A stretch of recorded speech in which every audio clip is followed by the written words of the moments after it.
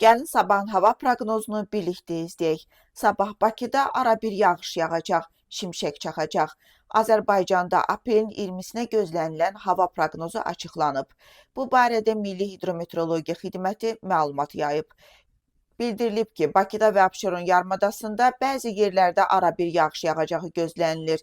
Yarımadanın ayrı-ayrı yerlərində intensivləşəcəyi, şimşək çaxacağı ehtimalı var. Səhər saatlarında intensiv yağışın qısa müddətdə bir qədər güclənəcəyi istisna olunmur. Gündüz yağıntıda fasilə olacaq.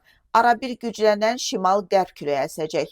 Havanın temperaturu gecə 10-13 dərəcə isti, gündüz 14-17 dərəcə isti olacaq.